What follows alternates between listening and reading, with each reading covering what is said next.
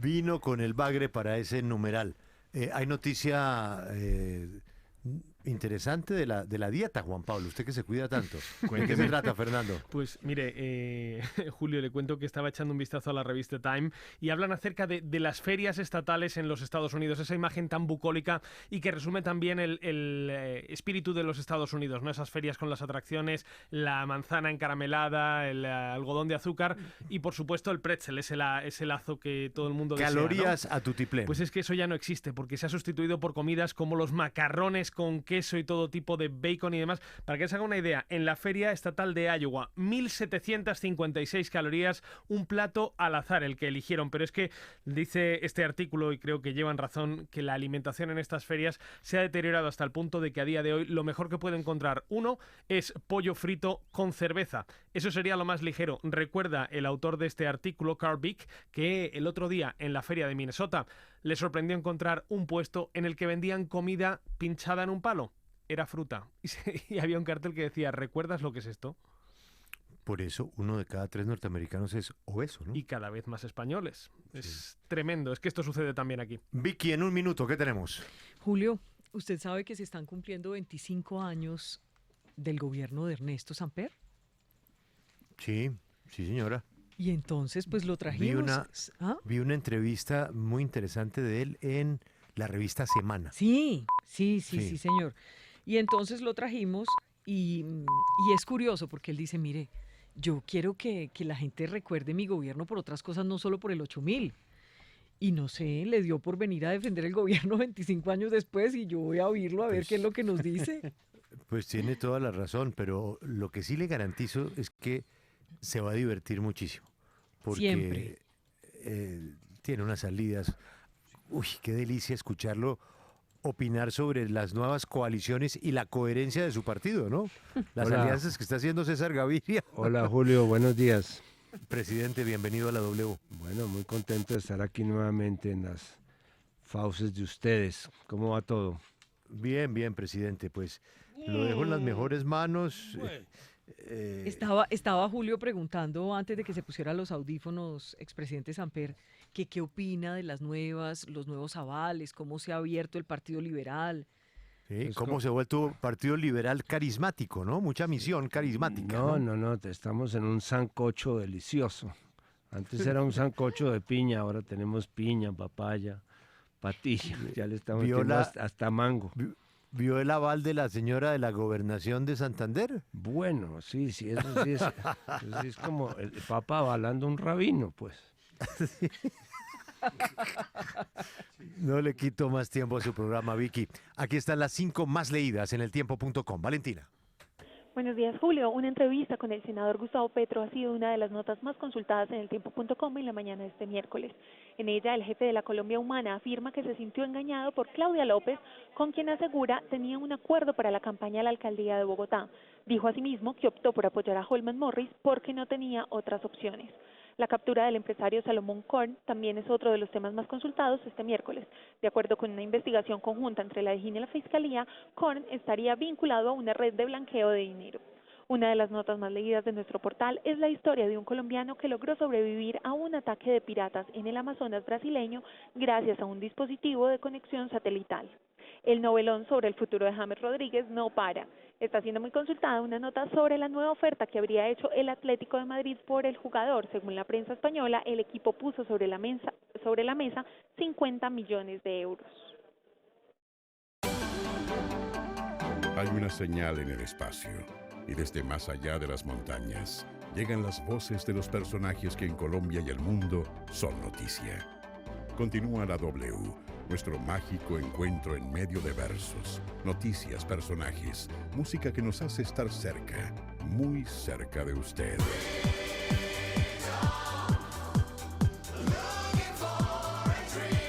La W, primer informativo de la frecuencia modulada, primer lugar de sintonía.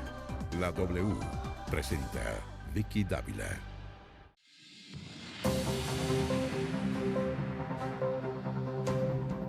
Era otra cosa. Hola, ¿qué tal? Muy buenas tardes, los saludamos. Bienvenidos, esta es la W. Ya aquí el expresidente Samper nos está haciendo reír, mejor dicho. ¿Usted a quién le heredó el humor? A mi mamá. ¿Sí? Mi mamá tenía libreta de chistes verdes como la nena Jiménez y era muy divertida y combinaba eso con el humor un poquito bogotano de mi papá. Así es que entre los dos sacamos eso. La diferencia con mi hermano Daniel es que a él le pagan por ser chistoso y a mí no. ¿A usted lo clavan? Me clavan como en este programa, por ejemplo. Oiga, dígame una cosa. ¿Se sabe algún chiste verde? Uy, me sé una cantidad de chistes verdes incontables aquí porque creo que esto cubre Estos tocaría franja blancos. infantil, ¿no? Tocaría chistes blancos. ¿Y tiene libretica también, No presidente? tengo ni rosados. No, pero tengo los mismos cuentos de hace muchos años, tanto Pero que... échese uno que se pueda contar a esta hora antes de irnos a las noticias. Uno que se puede pueda decir contar. grosería, ¿o no? Sí, dígala. No, le echo un cuento de mi mamá, por ejemplo. A ver. El chiste muy bogotano, éramos 5 hermanos, íbamos en un Land Rover, dándonos en la jeta a todos los hermanos, como hacen los hermanos normalmente, los que se quieren. Y en determinado mi papá que iba manejando le dijo, Elena, pare ya el jeep. Le dijo mi mamá a mi papá dijo, ¿por qué? ¿Qué pasó? Le dijo, Elena, calle estos hijueputas, le dice mi papá a mi mamá le dice, pare ya el jeep. Y mi papá dijo, ¿qué pasó? Dijo, no, mire, hijueputas no, hijueputos, porque aquí el puto es usted o yo, Andrés. ¿Y usted estaba de acuerdo? Bueno, no he hecho, ¿Le heredó algo a su papá? averiguaciones. ¿Le heredó algo al papá? No, yo le he heredado, el sentido del humor se lo he heredado al papá y la mamá, pero repito, no soy un profesional en el tema. Inclusive mi sobrino también heredó algo. Que todo el tiempo a su sobrino le toca estarse burlando del elefante. No, yo le mando un cheque todos los meses para que hable mal de mí, para que no perder amigos. Para no perder amigos. Y tengo una cantidad de seguidores en Twitter y el otro día lo llamé y le dije, oiga Dani, tengo muchos seguidores en Twitter, pero el 80% son contra mi mamá. Entonces me dijo, no, bloquéelos. Y le dije, si los bloqueo me quedo sin seguidores. Si es que a mis queridos seguidores a favor y en contra, por favor no me dejen. ¿Cómo hace para no ponérsele bravo al sobrino, a Daniel Samper Ospina? ¿Cómo hace? Bueno, porque eso a veces las relaciones familiares son complicadas, entonces uno al tío lo respeta y tal. Entonces, ¿cómo hace para usted que no le dé piedra a una vaina que le dice Daniel? No, pues como en muchos casos estoy en desacuerdo con él o está maltratando amigos, pero ya me leo la columna con cierta, digamos, me tomo un calmante, alguna cosa valeriana antes de leer la columna, pero me parece el tema de Daniel es que él escribe caricaturas. Uh-huh. Y por eso muchas veces la gente no entiende el sentido del humor de ciertas alusiones, pero es muy ingenioso realmente, es muy ingenioso. No es porque sea mi sobrino, pero es ingenioso. Creo que va a ser inclusive el futuro económico de la familia. ¿Será? Sí, si logra conseguir 8 millones de seguidores. Lo logramos. Como Uribe, eso pasa. Óigame, expresidente Samper, ¿sabe cuál es nuestro hashtag? #SamperEs. Bueno, perfecto. Lo van a decir cositas. Vamos a ver qué dicen. Sí. ¿Y usted va a dejar que leamos los mensajes, lo que sea, mire, al aire? Yo, antes de que me digan cualquier cosa, les voy a echar el único chiste a favor que tuve durante el gobierno, que estamos conmemorando mi gobierno hace 25 años, se comenzó, y es que en medio de la crisis, de las muchas crisis que viví, un tipo iba por la Plaza Bolívar, se aparece un genio, y le dice, no le puedo conceder los 3 deseos de siempre porque la cosa de Samper está muy complicada, le voy a dar un solo deseo. Y entonces el tipo le dice, bueno, resucite a mi mamá, le dice al genio. Y el genio dice, ¿cómo va a resucitar a su mamá? El problema con el Vaticano, el problema con el ateísmo de Rusia, se me viene el mundo encima. Le dijo, pídame cualquier otra cosa. Entonces le dice, entonces tumbe a Samper, le dice el tipo. Uh-huh. Y el genio se queda pensando y le dijo, ¿cómo se llamaba su mamá? Para que era un chiste a favor de los que tenía yo pues para salvarme. Bueno, pues en segundos estamos con el expresidente Ernesto Samper, 25 años después de haber sido elegido presidente de Colombia. Todo lo que ha pasado y todo lo que pasó después de su elección. Todo el agüita que ha corrido bajo de este puente. Hasta usted tiene hoy 25 kilos menos. Ay, oiga, sí. 25 kilos menos, 25 años de... Es que todo para mí hoy es 25. Lástima que no tuvieras 25 años, ¿no? O usted 25, o mejor. 25 por 2, alguna cosa que nos aproximara más. Yo ya casi estoy 25 por 2. No me preocupe, yo la espero, Vicky, tranquila. #SamperEs. Cristian, ¿aumentó el desempleo? Sí, Vicky, según el más reciente informe del DANE para junio del presente año, la tasa de desempleo se ubicó en 9,4%, mostrándose un aumento frente al mismo mes del año pasado, cuando la cifra estuvo por el orden del 9,1%. Es decir, que en junio la población desocupada en total nacional se ubicó en 2.357.000 personas, un incremento de 95.000 ciudadanos más. En cuanto a ciudades, Quibdó, Valledupar, Armenia, las ciudades con mayores tasas de desempleo, y las ramas que no ayudaron tanto a que se generaran empleo fueron manufactura, restaurantes y hoteles, comercio y actividades inmobiliarias. Entonces, ¿en cuánto está la cifra? Por ciudadanos, 2.357.000 ciudadanos en junio. ¿Y en sin porcentaje? 9,4%. 9,4%. Mil gracias, Cristian. Y salió comunicado de Cemex, Jairo, a propósito de nuestras revelaciones en la W ayer sobre un supuesto FBI de Cemex dentro de la empresa, según testigos protegidos en Estados Unidos y en Colombia. ¿Qué dice Cemex? Pues Cemex dice que no tiene una oficina que se dedique a actividades que podrían ser contrarias a la ley y que la función de su oficina de administración de riesgos es apoyar el proceso de toma de decisiones al anticipar y coordinar la administración de los riesgos que pudieran dificultar que la compañía alcance sus objetivos estratégicos. Además, dice Cemex que continúa cooperando con las autoridades en las investigaciones y procesos judiciales en curso y reiteró que en el año 2016 desvinculó a algunos de sus antiguos ejecutivos como resultado de irregularidades perpetradas en contra de la organización y con un detrimento patrimonial calculado en por lo menos 20 millones de dólares. También dice que en todo este proceso ha sido el denunciante y la víctima de las actuaciones delictivas imputadas a sus ex trabajadores. Muy bien, numeral Samper es 12 del día, 10 minutos. Pues, expresidente Ernesto Samper, la primera pregunta que le tengo que hacer es, ¿por qué le dio por defender su gobierno o su legado 25 años después? Digamos, podría dejar que pasara y meterse debajo de una mesa y no decir nada.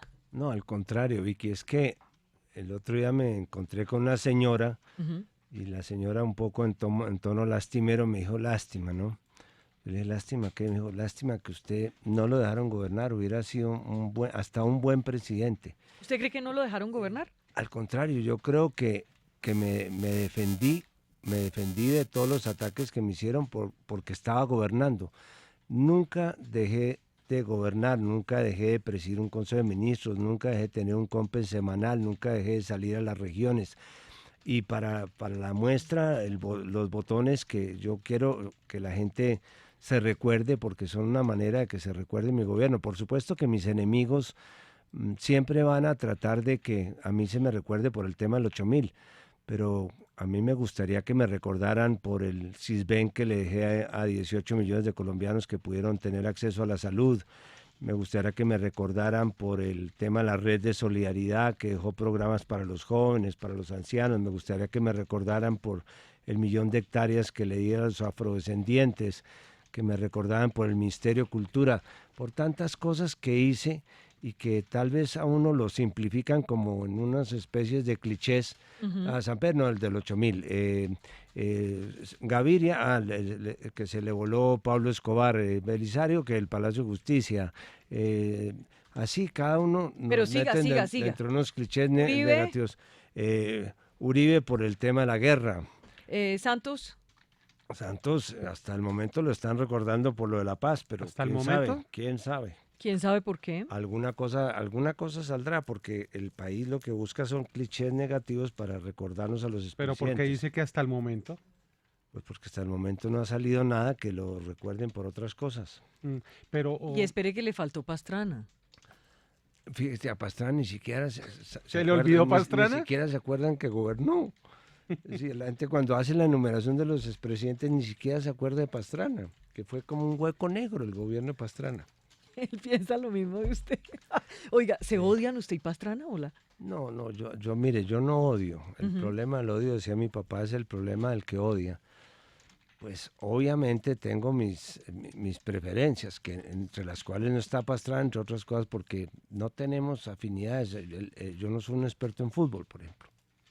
Yo no me puedo sentar a hablar de fútbol con Pastrana. Pero ¿Y de política?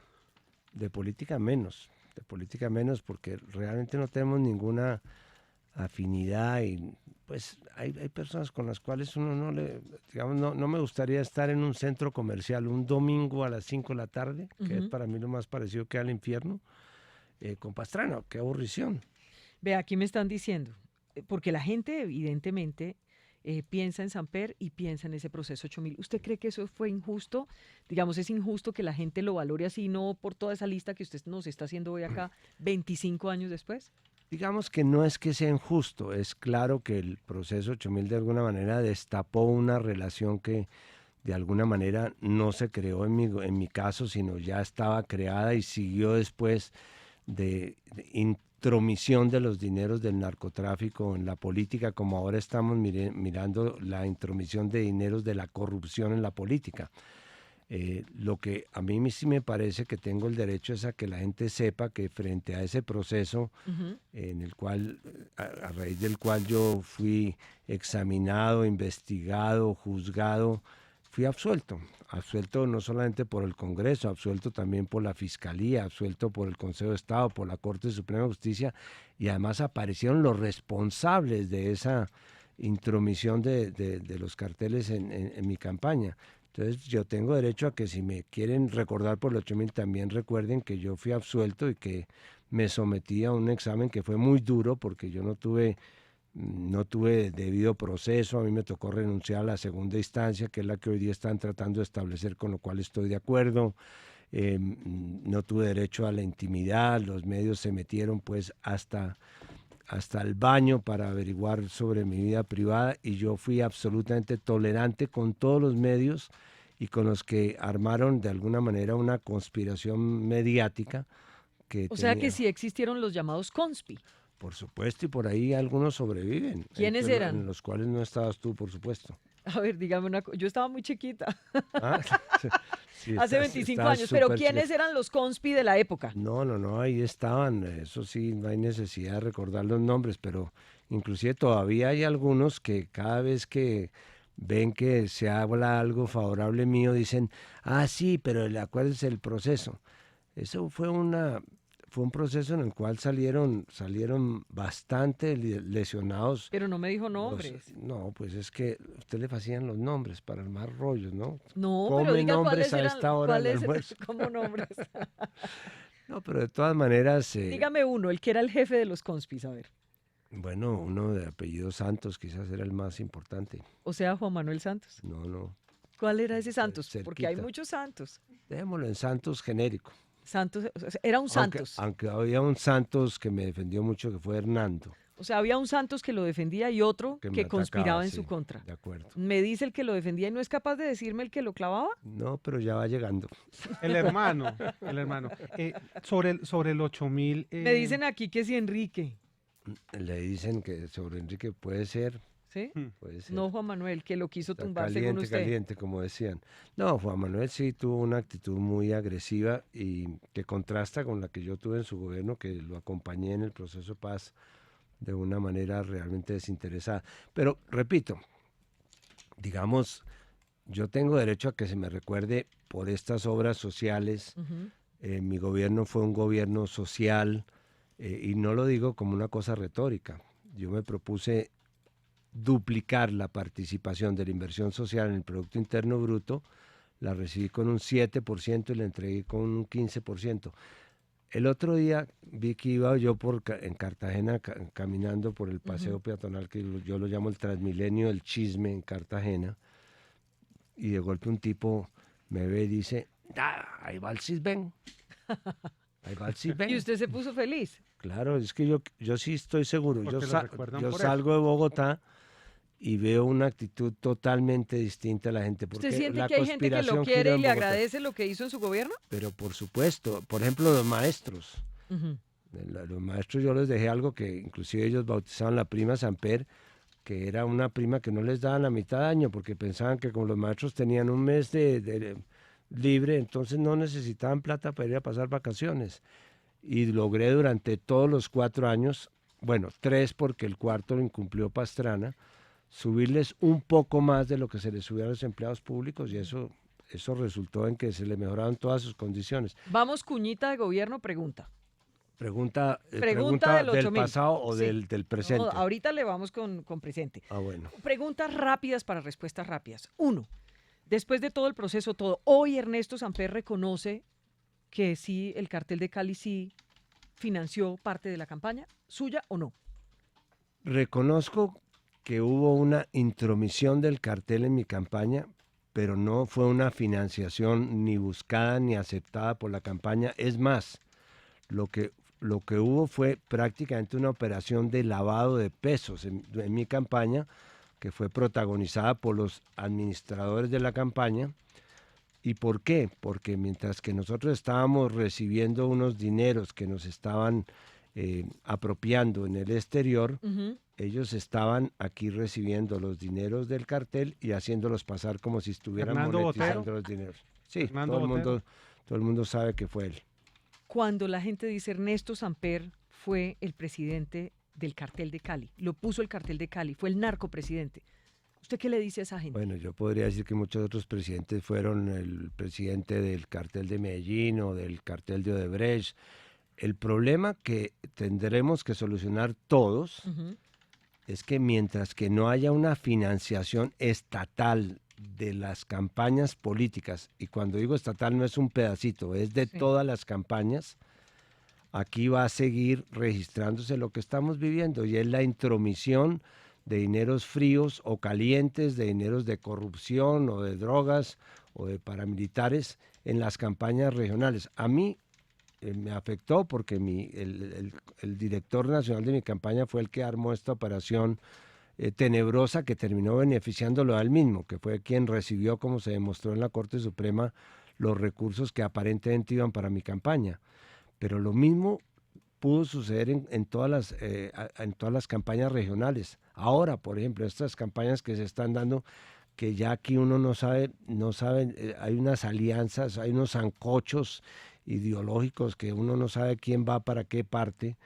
Me parece que hay que tener mucho cuidado en que esto no se financie con recursos de corrupción o con recursos, cualquier recurso que no sea el producto del presupuesto del Estado, me parece que daña la transparencia democrática. ¿Usted cree que el narcotráfico solo dio plata para la campaña de Ernesto Samper? No, por en la supuesto historia que de los no. presidentes, ¿qué Por otros supuesto. presidentes recibieron Yo creo plata del que narcotráfico en sus campañas? A nivel regional creo que era una costumbre desde los años 80. Pero Pero presidencial. si ustedes vieron a Pablo Escobar inclusive en el Congreso. Congreso, pues, que era ya financiando su propia campaña. Pero campañas presidenciales. En campañas presidenciales también hubo intromisión y yo creo que en la campaña, la campaña de Pastrana también hubo intromisión de dinero. Pero nunca le demostraron eso, expresidente No, Samper. pero- Y ¿Pero él usted tiene siempre lo niega. convicción de que entró dinero del narcotráfico a la campaña de Pastrana? No, yo no tengo la manera de entregarle aquí los cheques o las pruebas, pero sí es claro que en las discusiones que hubo en mi campaña se sabía que también había habido filtración de dineros del narcotráfico en la campaña de Pastrana, y no lo digo como una agresión, lo digo como algo que inclusive para nosotros era inevitable desde Bogotá. Aquí hemos hablado con él de eso y él eso lo toma como que quisieron demostrar, quisieron meter ese cuento para echarlo en la misma bolsa de la campaña de Ernesto Samper, Pero pero nunca que se nunca demostró. ocurrió en realidad, que nunca su campaña Y pues, llegó al judicialmente narcotráfico. nunca se comprobó. Y Las judicialmente pruebas nunca que hubo sacaron en mi investigación por contra eso. eran pruebas de unos cassettes, ¿no? Los narcocassettes. Esos cassettes estaban editados. En esos cassettes aparecían comprometidas las dos campañas. ¿Quién tiene esos cassettes originales? Los debe tener la fiscalía. ¿Y por qué se supo lo suyo Los y no se edit- supo ¿Y entonces lo por de qué Pastrana? aparecieron comprometidos solamente parlamentarios liberales y no parlamentarios Le pregunto por conservadores qué. del Valle? ¿Por qué? Porque había una clara intención de comprometer mi campaña y dejando a salvo la otra campaña. Por eso la mayor reclamo que se puede hacer al manejo que se hizo la fiscalía entonces es que no se ocupó sino de todos los casos que tenían Pero que ver con los liberales. Pero eso es responsabilidad del entonces fiscal Alfonso Valdivieso, porque él era el fiscal general. Él fue el que investigó y destapó el 8.000. Bueno, fíjese, usted como es de inteligente, buen investigador.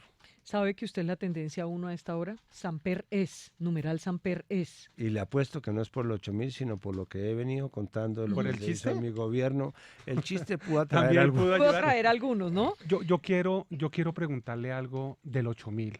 porque Sí. en el 8000 pasaron muchas cosas. Y una de las más graves fue el asesinato de Álvaro Gómez. Sí. Se escuchó de todo. Esto no tuvo nada que ver con el 8000. No, es que por eso le quiero preguntar. No, Porque, y lo digo porque se por la decía- memoria de Álvaro Gómez. No, por eso, porque en ese momento se estaba hablando de conspiración, de que él quería supuestamente derrocar y llegar. Todo eso fue desmentido y eso. Pero le quiero preguntar, cuando usted escuchó todas esas historias y el crimen de el magnicidio del doctor Álvaro Gómez, ¿qué pensaba de todo eso que se estaba diciendo cuando usted estaba pues en el gobierno? Y le agrego algo a la pregunta que le hace Jairo. Yo creo que muchos miembros de la familia de Álvaro Gómez hoy siguen pensando que hubo más de lo que se ha sabido y que el gobierno estuvo involucrado y que militares estuvieron involucrados, que el gobierno estuvo involucrado, su gobierno. Mire, mi versión, que no voy a cambiar nunca, es la de que Álvaro Gómez de alguna manera fue vinculado por la conspiración que se armó contra mi gobierno, en la cual estaban participando políticos, periodistas, académicos, militares retirados. A él lo trataron de incluirlo o tentarlo para que formara parte de la conspiración y él se negó. Y tal vez eso le costó la vida. Y a mí no me cabe ninguna duda de que hubo una participación clara de militares retirados en esas gestiones y de que consultaron al embajador de Estados Unidos, quien, por lo Miles Frechet. que se sabe de un testimonio póstumo que será publicado próximamente en un libro,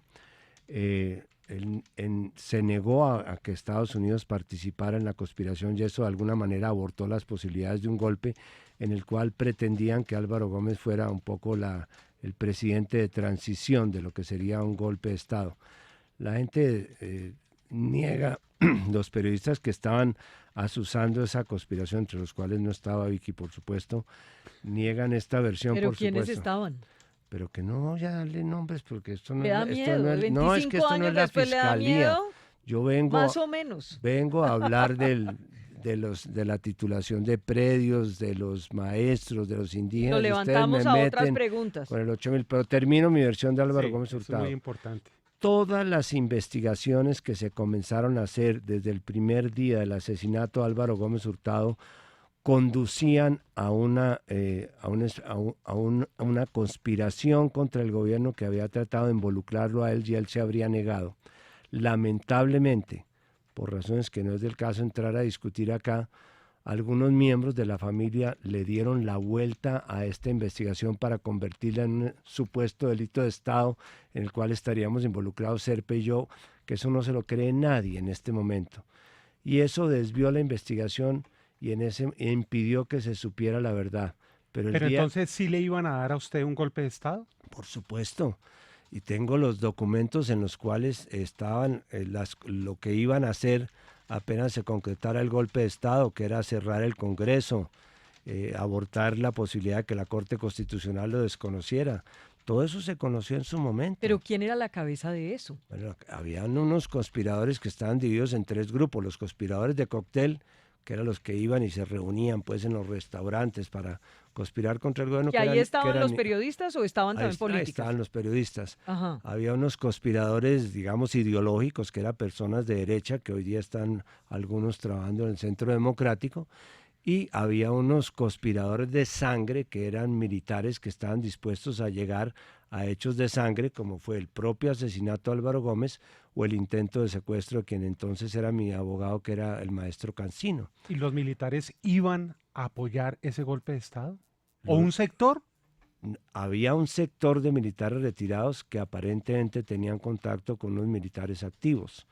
Eso no se pudo establecer finalmente porque a pesar de que las investigaciones comenzaron por donde debían comenzar, Ujú. el fiscal que tenía la responsabilidad de esta investigación y que a mí me iba relatando cada 15 días, porque el presidente de la República tiene derecho a pedir informaciones que comprometan el orden público, al cabo del año y medio tocó sacarlo del país porque las amenazas ya iban contra su familia, de tal manera que se escondió la verdad y espero que algún día se logre conocer esa verdad que seguirá siendo, por lo menos para el caso de Horacio y para mí hasta el final de nuestros días seguirá siendo la misma. Y una pregunta, ¿por qué había interés en esconder la verdad? ¿Cuál era el interés? Porque había gente que si no se escondía la verdad aparecería comprometida en la conspiración. Gente importante en el Gente país. importante en el país. Que todavía hoy está activa. Que algunos están activos y otros ya se fueron. ¿Y son importantes políticamente hablando? No, no tienen mayor importancia Ah. política hoy día. Bueno, otra cuñita suya de su gobierno, a ver. Bueno. Otra. Para que sigamos. Sigamos con mi gobierno. Mi gobierno tuvo una política social que llegó a todas las regiones, porque entre los temas que yo quisiera destacar como logros de mi gobierno estuvo, por ejemplo, el tema de titulación de tierras baldías, el tema de titulación de predios urbanos, el tema de los acueductos. Hicimos una revolución de agua potable, hicimos en cada sitio, dejamos una obra, dejamos obras de infraestructura en todas partes. Dígame alguna región, le digo la obra más importante que hicimos. ¿Cuál es la obra más importante No, que hicieron? dígame. Boyacá.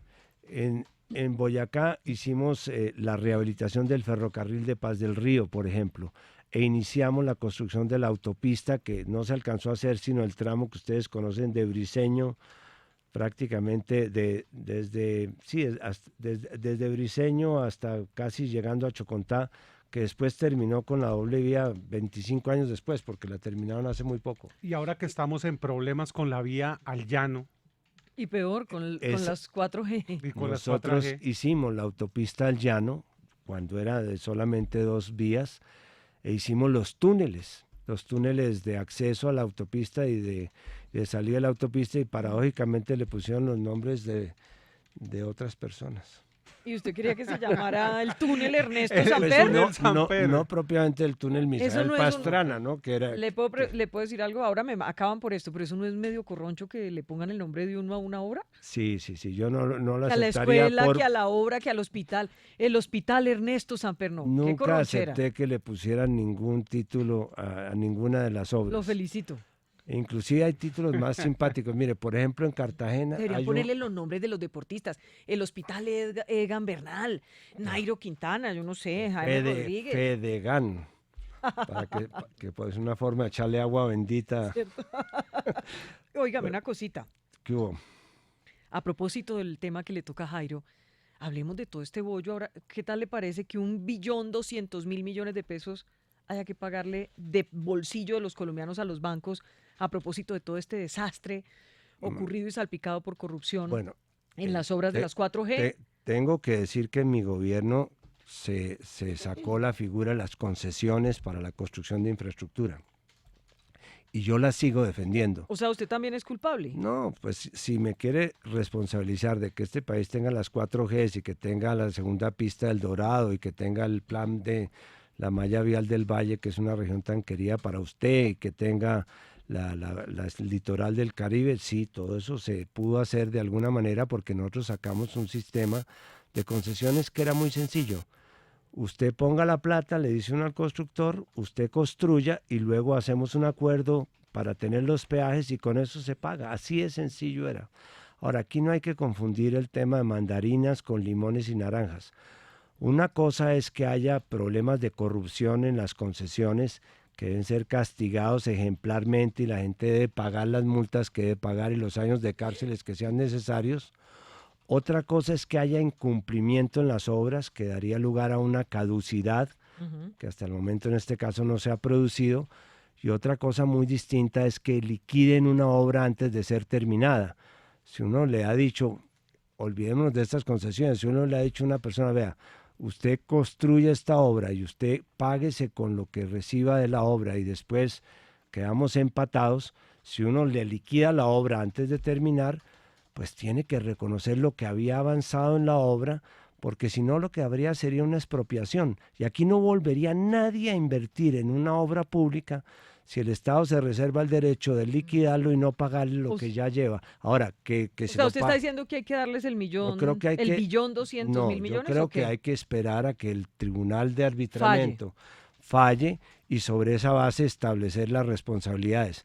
Pero si ese tribunal falla y dice hay que reconocerle lo que han invertido en la obra, me parece absolutamente legítimo que lo diga. Pero lo Porque que sí- quería hacer el gobierno Duque de hacer una negociación con ellos y pagarles antes del Tribunal de Arbitramiento. No, entiendo que no era eso lo que querían. Sí. Lo que quería estaba negociando que rebajaran los intereses, Sí, pero dentro del tribunal, dentro del tribunal. Ahora, eso me parece válido. Y si ellos iban a aceptar rebajar los intereses los bancos, que al parecer no fue lo que se concretó esta semana, pues me parece que también era una negociación válida. mejor Pero- dicho, pero- que les paguen a los bancos, punto. Eso es lo que nos está No, diciendo. que paguen lo que se construyó Ujú. a los que lo construyeron. Y si eso se lo deben a los bancos, pues que se lo paguen a los Y la bancos. corrupción y Pero todas las pero porquerías es que, pero hicieron. es que esas obras tampoco perdamos de vista, es que la obra de la obra de Odebrecht, de la Ruta del Sol, está en la mitad. Está Entonces, en el 60%. Claro, está en la mitad. Entonces, expresidente, ¿qué puede pensar un colombiano del común que se gana 600.000, 800.000 pesos al mes Sí. y que le estén diciendo, no, es que nosotros los colombianos, usted también colombiano que se gana el salario mínimo, tiene que aportar para pagarle a los bancos 1.200.000 millones de No, pesos? no, 1.2. ahí está revolviendo naranjas con mandarinas. Si hay robos de plata, si hay deslizamientos de dinero, todo eso tienen que responder los constructores como responsabilidad civil y penalmente las personas que estuvieron detrás. ¿Y cuál es el consorcio? Esa es una, ¿Cuál es el no, consorcio? perdón, esa es una decisión absolutamente respetable y eso está en el plano penal. Está en el plano penal. En el plano civil, para que en este país se vuelvan a construir obras, si una persona se mete a una obra, supongamos que llega al 100% y le dicen, no, no le vamos a pagar la obra, usted tiene que pagarse con el peaje, eso es válido porque se paga con el peaje. Pero si le dicen, no, a partir de este momento la obra es nuestra, le tienen que haga de cuenta que es una concesión petrolera, que usted le permiten explotar petróleo y usted encuentra el petróleo y comienza a sacar los barriles y le dan 10 años y a los 5 años le dicen, no señor, ya no, ahora ese petróleo me pertenece. Tienen que pagarle lo que ha invertido en eso, Óigame. porque si no aquí no va a volver a haber una sola inversión pública. Bueno, entonces Inversión público-privada. pues, volvemos a las público-privada. preguntas. ¿Usted se leyó el libro El presidente que se iba a caer de Mauricio Vargas, Jorge Lesmes y Edgar Telles? ¿O no se lo leyó? Te puedo hacer una lista maravillosa de todos los libros que no me he leído relacionados con el tema. Y ese está incluido. Ese está incluido. ¿Y Son por como qué no unos lo 10. leía? ¿Le da pereza o qué? ¿Una mamera? Porque sabía lo que iban a decir, porque ya los conocía, habían hecho las declaraciones, es decir, eran muy previsibles los de la conspiración, Sí. tan previsibles que yo me enteré de la conspiración precisamente por un conspirador ¿Ah, sí? que fue a Palacio y me dijo, aquí le traigo estos documentos de lo que están preparando de la conspiración para que vea por dónde van las cosas. Dígame una cosa. En ese gobierno que salen esos narcocassettes y toda esta cosa, ¿quién grabó? ¿Quién grabó esos narcocassettes? Yo creo que fue hasta donde yo tengo entendido, era un grupo en el cual participaba los organismos de inteligencia internacional. ¿Pero en Colombia los grabaron? En Digamos, Colombia ¿gente yo- de Colombia participó? Creo que personas del gobierno, o sea, de la policía y de los organismos de inteligencia del ejército estuvieron involucrados en esa y en todas las grabaciones. Pero en ese, pero a ver. Un grupo que se constituyó, perdón, que Sí, esto es una chiva, sí, a ver, hágale. cuya función era grabar toda mi campaña. ¿Ah, sí? No sé si ¿Y usted se quién acuerda lo- que me quién lo- metieron micrófono hasta en mi casa. ¿Por orden de quién? Bueno, eso fue lo que no se averiguó en la fiscalía. ¿Quién hizo las grabaciones? ¿Por qué las hizo?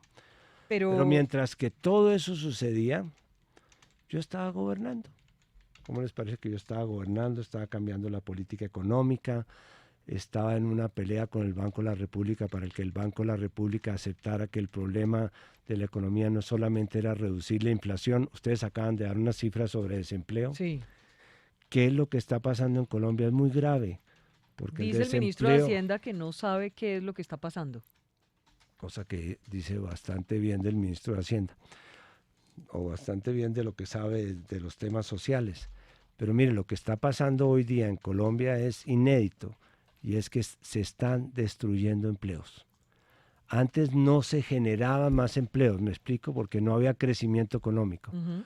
Hoy día lo que está sucediendo es que estamos destruyendo empleos. O sea, el trabajo que hay se está acabando. Se está acabando el trabajo. ¿Por qué? Porque están entrando las plataformas digitales, por lo que usted quiera, pero aquí lo que se está produciendo es un cambio tecnológico muy fuerte que está destruyendo empleos.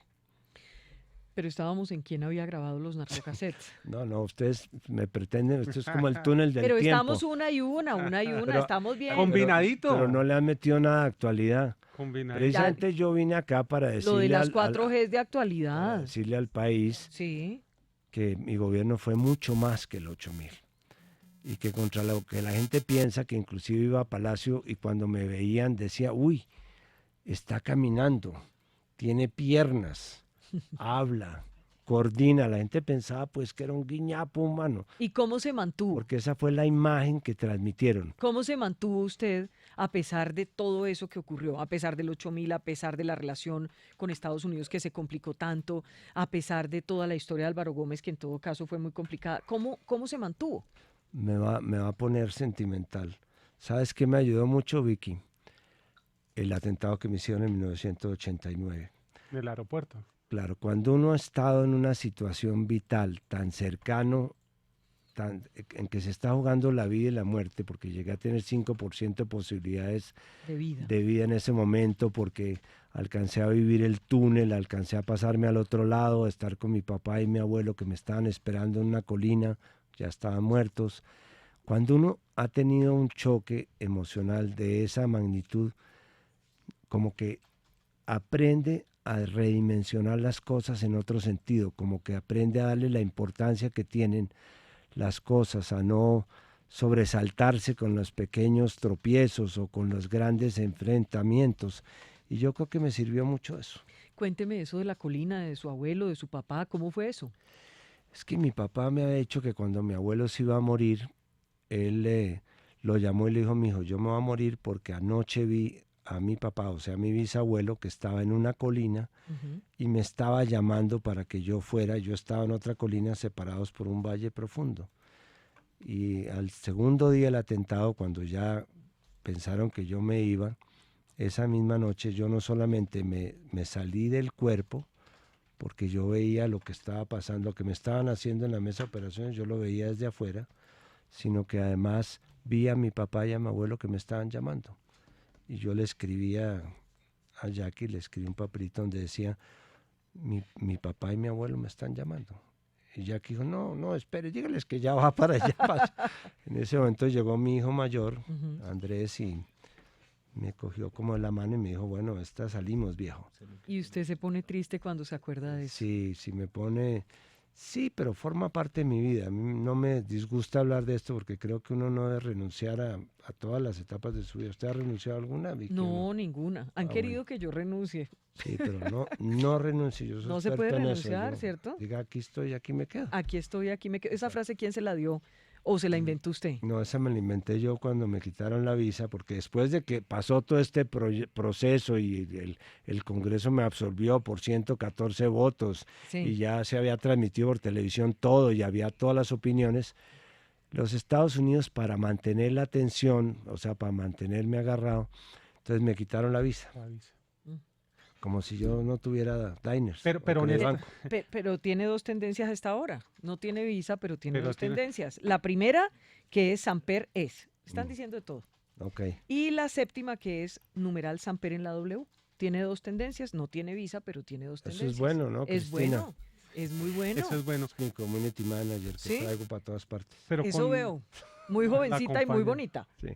Pero con, Muy con pila. esa frase, aquí estoy y aquí me quedo, honestamente, expresidente Samper, ¿usted pensó en algún momento en renunciar o le dijo a su familia, a su esposa, ya dejé esto y renuncia a la presidencia? No, y ahí tengo que hacer relación a otra anécdota personal, y es que cuando todo este episodio comenzó y las declaraciones y las confesiones y todo eso, hicimos una reunión en Hato Grande, fueron todos los expertos y durante 7 horas discutimos cuál era el camino, y mi mamá, que estaba por ahí calladita, se despidió y me dejó una tarjetica donde decía, si es inocente, no renuncie. Y No, usted se y pegó no a eso. renuncié, pues yo era inocente, ¿para qué iba a renunciar? Usted, por ejemplo, ha mencionado mucho a los periodistas como conspiradores, a un grupo de periodistas. Quiero preguntarle si alguna vez usted levantó el teléfono y pidió voten a ese periodista. Jamás. Y invito a cualquiera de esos periodistas, que además los tengo todavía en el grato recuerdo, a que alguno diga si en algún momento yo hice algo para obstaculizar una investigación, un editorial, una columna. Jamás. Fui absolutamente respetuoso de la libertad de prensa. Exacto, pero si usted es tan respetuoso, ¿por qué no acepta que digamos que el trabajo periodístico fue muy importante en ese momento? Fue muy valiente también. Yo le quiero contar que yo estaba con las Marías. Yo sé. Yo a las Marías las amo, sí, bueno, las admiro. Hablo de Marisabel Rueda y María Elvira Samper. Yo también, en pasado. Las amé, las admiré. Pero ni le digo con quién estaba, ni le digo ¿sabe con cuál quién fue el estaba problema? trabajando. Señor. Cuando ellos tomaron partido. Mm. Porque un periodista no puede tomar partido, y ellas abiertamente, ellos en general, los que estuvieron en la conspiración, tomaron partido. Pero sabe una cosa que y eso hacían siempre reuniones. dicen, pero eso dicen siempre cuando uno se encamina en una investigación. De mí dicen que odio a Santos, que no miro para otros lados, y no es eso, es que, digamos, hay un trabajo investigativo juicioso y formal. Pero son dos cosas distintas. Una cosa es lo que tú sientas cuando haces una investigación y si te gusta el personaje o no te gusta, y si las reacciones del personaje terminan comprometiéndote aún más afectivamente, eso es válido. Pero otra cosa es en una situación política tomar abiertamente partido, que fue lo que hicieron ellos. Y todas sus investigaciones eran llenas de juicios de valor, y negaban la posibilidad de que hubiera una legítima defensa, y de alguna manera hasta construyeron episodios que de alguna forma legitimaran lo que ellos estaban investigando. Le quiero preguntar por uno de esos episodios. A ver.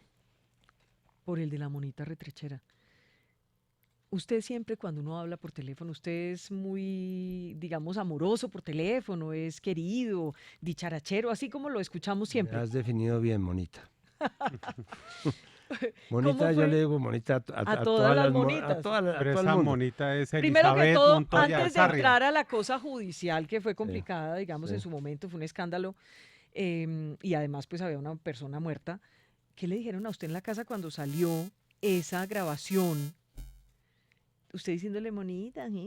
Bueno, primero, pues tú me conoces, Monita, tú sabes que en la casa sabían que son así, soy Monita. amoroso por teléfono también. Ajá. No, primero uno tiene unas formas genéricas de referirse a la gente. Yo, por ejemplo, a todas las personas, como no me acuerdo de los nombres, les digo Tigre.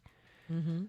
Y el otro día me encontré con uno que me dijo, bueno, ¿cómo me llamo yo? Entonces yo le dije, pues caray, el nombre no me acuerdo, el apellido tal vez. Entonces me dijo, yo soy el Tigre, doctor. Yo soy el Tigre.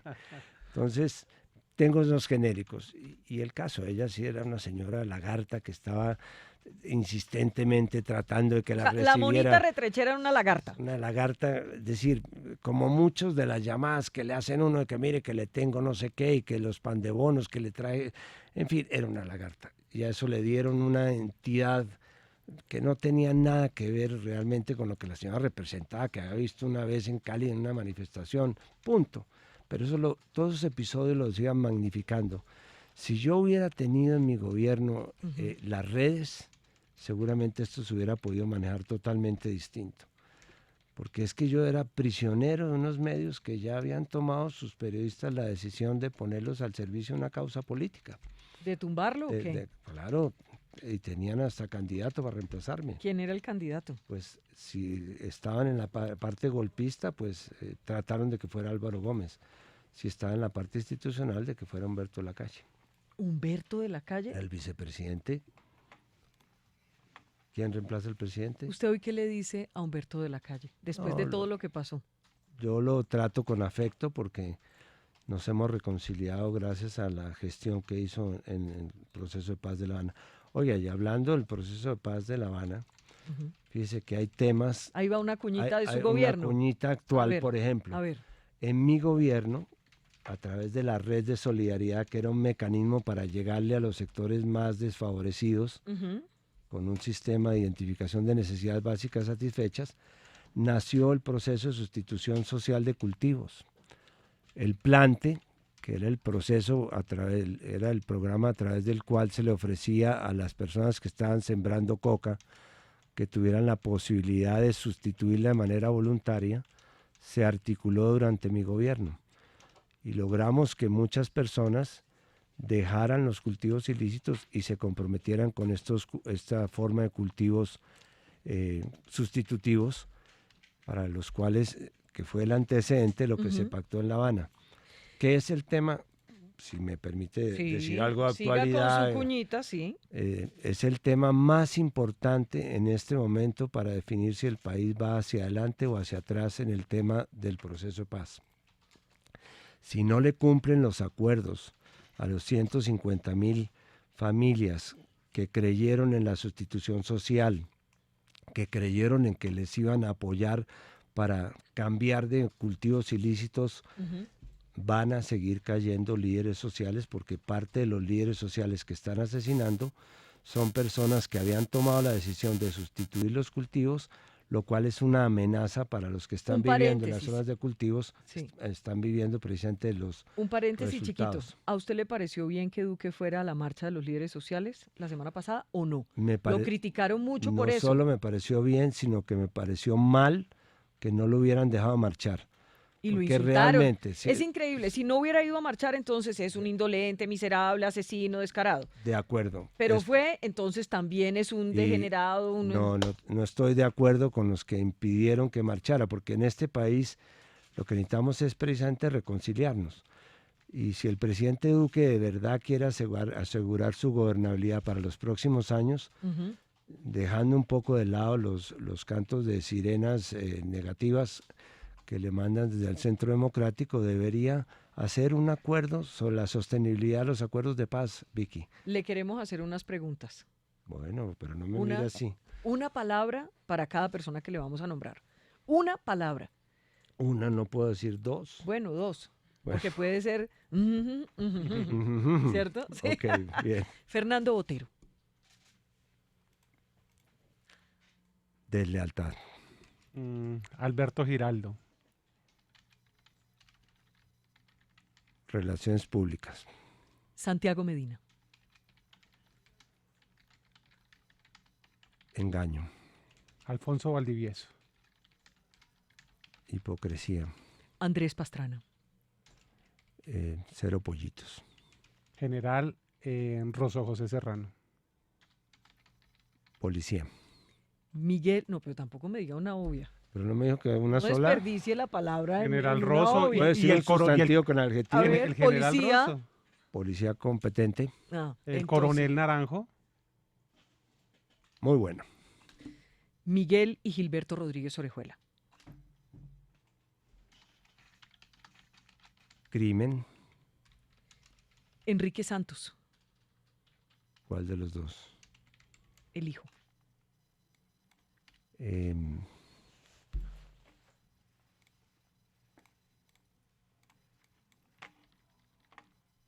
Inobjetivo. Miles Frechet.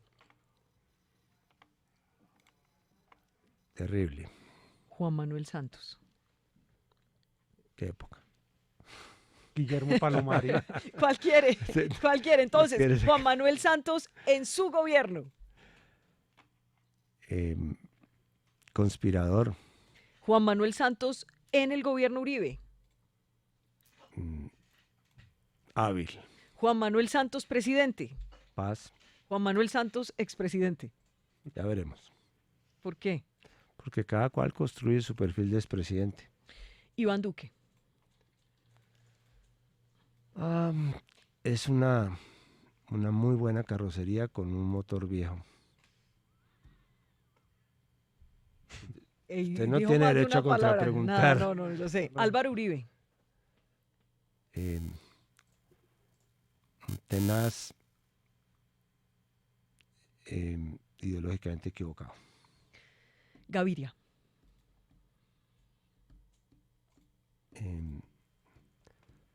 Marrullero, inteligente. ¿Usted le tiene miedo a la muerte, expresidente Samper? ¿O la perdió con el atentado? Ninguno. Le tengo más miedo a morirme que a la muerte. ¿Cómo así? Está como Diomedes Díaz. No, es el proceso de morirse. Sí, le a la tengo forma. Sí. Yo quisiera tener una muerte rápida, instantánea. Tran, un infarto, chao. Sí. Fulminante. Si cree en Dios. Creo en un principio superior, pero no el Dios burocrático que nos venden. Uy, aquí me están reclamando ¿Qué? que por favor le preguntemos por que entre los nombres, Hugo Chávez. Un caudillo, desenfocado finalmente. Maduro. Un negociador también desenfocado. ¿Cuál es el pecado de Ernesto Samper? Mi mayor pecado es lo que algunos piensan que es mi mayor virtud, y es que creo mucho en la gente. Venga, y Horacio Serpa, protagonista del ¿Cómo 8000. íbamos a dejar a ¿Cómo Horacio iban a- Serpa, cómo- mamola? ¿Cómo iban a- ¡Mamola! Por eso es que ustedes no han metido aquí a los buenos. Horacio Serpa es un modelo de lealtad, pero no solamente lealtad personal, sino lealtad política, lealtad ideológica. Es uno de mis paradigmas. ¿Usted cree que no fue presidente por culpa suya? No, por culpa de los mismos que se me atravesaron a mí en el gobierno, que se le atravesaron a él en la campaña. ¿Mm? Es el mismo círculo que trató de tenerlo y lo consiguió en el caso de él. Juan Fernando Cristo. Tengo una relación casi filial, porque es hijo de un gran amigo que era Jorge Cristo. Fernando Botero. Ya dijimos Botero. Sí, sí. Ya. Ya. Sí, Ya, ahora oiga, van ¿y a usted repetir nunca? el carrusel de los malos. No, mire. No. Pero mire, por ejemplo, Oiga. mire, Estaba revisando, Pero no usted sabía si cuando ya mira, estaba. cuando Gente- mira la vida, cuando gente- mira, pero espere gente- un minuto, a ver, cuando mira a usted no me Fernando deja Botero, hablar. párame bolas, cuando Sí. mira a Fernando Botero, que de pronto nos está escuchando, digamos, uno desde la distancia piensa, pues es una historia muy triste, porque seguramente Fernando Botero hubiera podido ser presidente de Colombia. Humanamente, ¿cómo mira usted? No pensemos en el proceso, porque usted dice que él es culpable, pero él dice que el culpable es usted. Así la justicia lo haya condenado a él. ¿Cómo lo mira humanamente? ¿Cómo ve usted? una tragedia personal, porque tenía todas las condiciones para haber llegado lejos, como usted señala, pero en política, y este es un consejo para todos los jóvenes, primero uno tiene que tomar la primera decisión. ¿Qué quiere? ¿Hacer política o hacer plata? Las dos cosas son incompatibles. Ujú. Las dos cosas son incompatibles. Y la segunda es que uno no puede revolver sus oportunidades con la ambición. Tengo muchas personas a las cuales los ha matado finalmente el poner la ambición por encima de sus posibilidades. Una actual, antes de que acabemos. Pero ustedes, Porque tiene dos tendencias. ustedes- Vea. No, venga, La una- 1, Samper es, y la 4, Samper en la W. ¿Nos están oyendo mucho hoy? bueno, no es Va- que va la usted de la actualidad están del oyendo, no sé Partido si eso es Liberal. bueno o malo. ¿Ah? hace unos días, Alfonso Gómez Méndez dijo lo siguiente: el Partido Liberal se volvió una fábrica de avales y está en una crisis profunda. ¿Piensa lo mismo? Sí, es muy lamentable. Yo no me he salido del Partido Liberal por las mismas razones por las cuales sigo siendo del Santa Fe y casado con mi mujer de hace 40 años. Que uno no cambia, tiene mucha edad para cambiar. Así es que la verdad es que yo creo que el partido en este momento, yo fui el último presidente liberal, dejo esa constancia. ¿Juan Manuel Santos no era liberal? No, el último presidente elegido con los votos Ah. del Partido Liberal. Y llegué con la mayoría del Senado, la mayoría de la Cámara, la mayoría de las gobernaciones, la mayoría de las capitales. Esto tal vez me ayudó mucho a gobernar y a pasar el trago amargo de la crisis del 8000. Pero soy consciente de que ese partido que me llevó a mí hoy día ya no existe. ¿Lo Son está ruinas. haciendo bien el expresidente César Gaviria en la dirección liberal o no? No, por supuesto que no. Y yo lamento que el presidente Gaviria, que lleva 10 años en el partido, no haya entendido lo que entendimos todos los que fuimos presidentes y directores del partido. Y es que una vez que uno deja la dirección del partido, tiene que asegurar que haya un relevo con la gente nueva Ujú. y que lleven nuevas figuras. Ustedes, por ejemplo, estamos ya con tiempo. Ya estamos, sí. ¿Ustedes, por ejemplo, qué? No, por ejemplo, yo no estaba solo en el gobierno. Yo quiero destacar que hubo mucha gente que me acompañó, con la cual me voy a reunir mañana, el día jueves, para hablar sobre lo que dejamos en materia de economía, en materia social, en materia política, y algunas anécdotas que va ¿Y dónde se van a reunir? en el gimnasio ¿Qué moderno, horas? de 3 a 7 de la noche. Ah, Va óigame. a estar Margarita Vidal, que era Margarita, era Vidal, una de mis, fantástica. como mi Vicky De la época. mis primeras épocas. Sí. Oiga, muy rápido porque se nos acabó el tiempo. ¿Usted cree que Gustavo Petro va a ser presidente de Colombia? Cortico, ¿no? Le falta mucho. ¿Usted cree que la división mejor dicho, ¿quién va a ser el alcalde o la alcaldesa de Bogotá? Cualquiera que no esté ciegamente siguiendo a Peñalosa, que es el alcalde más impopular que es impopular e ineficiente. ¿Por quién va a votar usted? Uy, ojalá es así. Si me Díganos. invitan al programa dentro de 2 meses, díganos, a la ¿por quién alcaldía va de a votar? Bogotá. ¿Quién le gusta? no, es que en este momento no me late ¿No nada. le gusta Claudia López? ¿No le gusta Miguel Uribe? es ¿No que- le gusta Carlos Fernando? ¿No le gusta Holman Morris, que es el de Petro? Antes de decirle eso, le voy a entregar que acaba de llegar Ay, del muestre. exterior el libro que vamos a entregar mañana, que es ensayos de gente de mi gobierno, que fue, quiero mencionar ¿Cómo se llama? los que están A aquí. 25 años del salto social, memoria del gobierno de Ernesto Samper. Mire, estos nombres simplemente porque para demostrar Dígalos, que yo no pues, estuve solo. para irnos. Juan Carlos Esguerra, Alma Beatriz Rengifo, que en paz descanse, Horacio Serpa, Juan Gustavo Cobo, Blanca Lucía Echeverri, Juan Carlos Ramírez, Antonio Hernández Gamarra, José Antonio Campos, Luis Bernardo Flores, que en paz descanse, Gabriel Misas, Aníbal Gaviria, Edgar Alfonso González, Mauricio Jaramillo, Eduardo Verano La Rosa.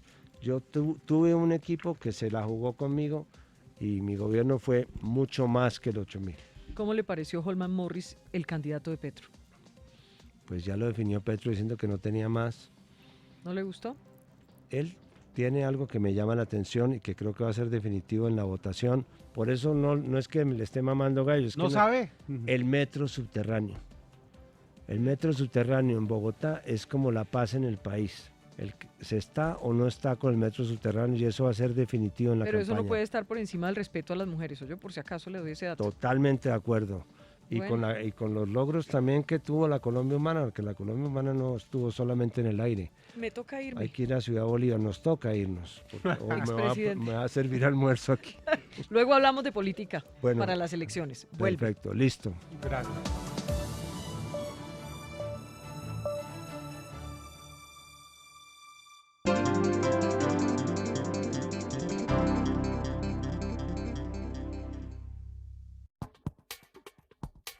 Bueno, ¿y qué dijo Vicky?